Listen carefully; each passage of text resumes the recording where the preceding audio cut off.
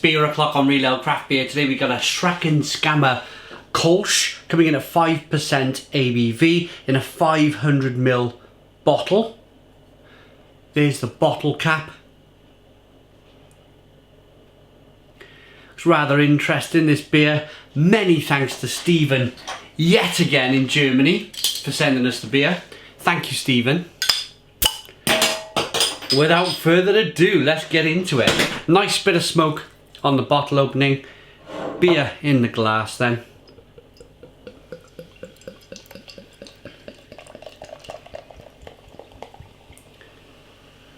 The brewing in Cologne. The style comes from Cologne.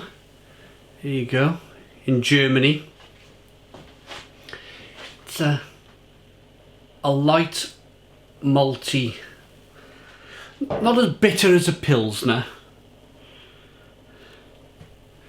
but something, I think, just easy to drink. Yeah, look at the colour, look at that wonderful looking beer.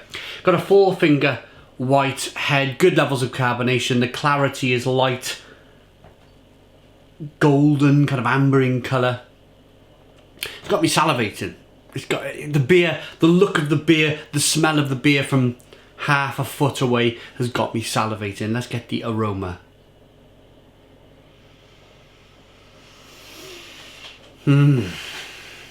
Stinging nettle, a little bit of kind of black pepper spiciness.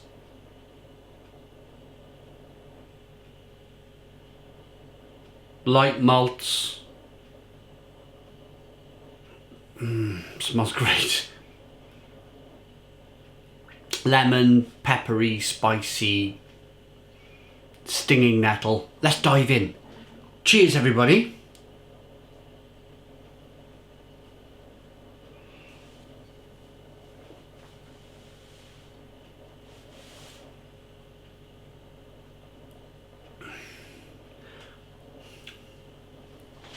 Oh, that's really good.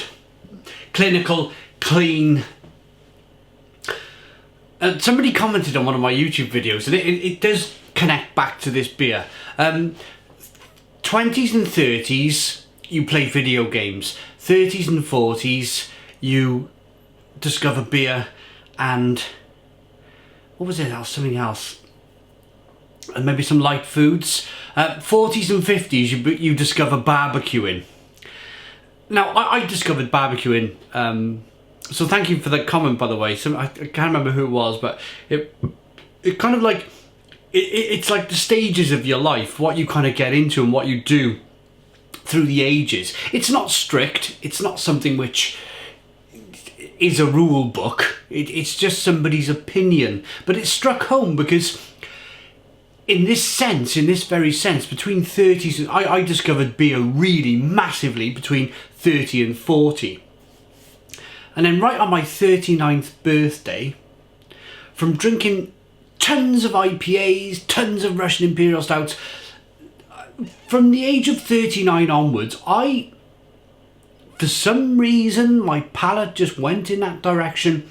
I gravitated towards Weissens, Pilsners, Kolsches, kind of easy drinking, session strength kind of lagers, and that's maybe in preparation for my barbecue 40s and 50s kind of barbecue era, something light and refreshing just to smash back. But this is the perfect beer for a summer vacation barbecue. What a summer barbecue in the garden.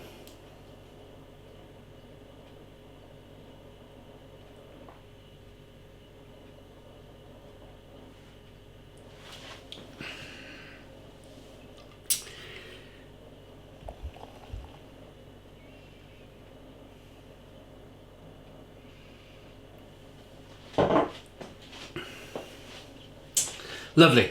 Just a really lovely, lovely beer.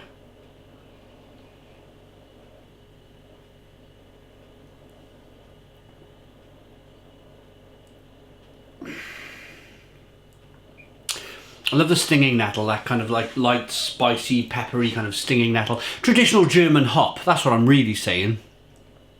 Traditional German hop flavour. But the drinkability is just second to none. I like that kind of light, sweet malt characteristic, the balance of the beer, and then that beautiful bitterness on the back end. Balanced bitterness, just tremendous.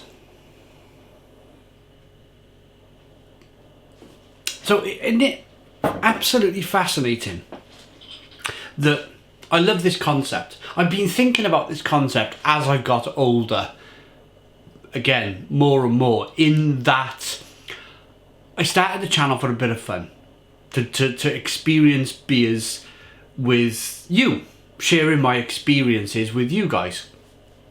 And people now watch the channel from many different countries around the world, and they go, in their head, this guy needs to try this beer.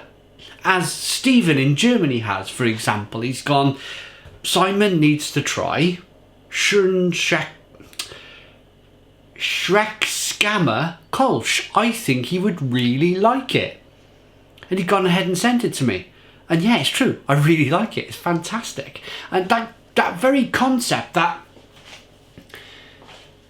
I think it only really happens in the beer world, although I'm getting a bit of food sent my way now. Thank you for the food as well, from Germany and the Netherlands and wherever else it comes from. We've had some American food sent to us. But that kind of whole beer food concept of sharing, of liking a beer enough to want to send it to somebody who films little beer reviews on YouTube, to try it and give their opinion on the beer because you think they might like it, is brilliant. It really is brilliant. So thank you everybody for supporting the channel, really, in supplying us with some fantastic beers from around the world. It's all in German, so I'm not even going to attempt to pronounce it. If you live in Germany, if you speak German, pause the video now, have a little read of the back of the label. I called it a 500ml bottle earlier. It's actually, I think it's 510, which is really precise.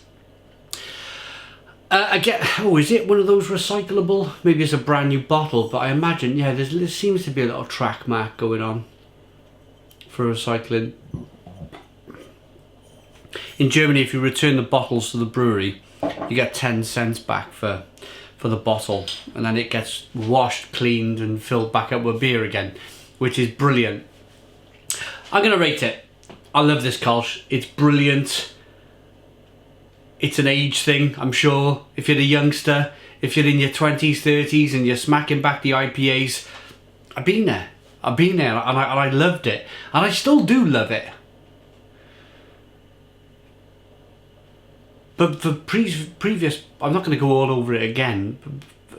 Just, it must be an age thing. I'm gravitating towards kind of more Pilsner style, Kolsch style beers these days, Weissens and German beers in general. I've even thought about it. Could I live in Germany if I didn't have a family? I've got a family, wife, kids, whatever. But if I was a single bloke, I think I'd just pop myself off to Germany and live. Just for the beer that I actually like. That's wrong. The beer that I actually like. No, I like beer from all around the world.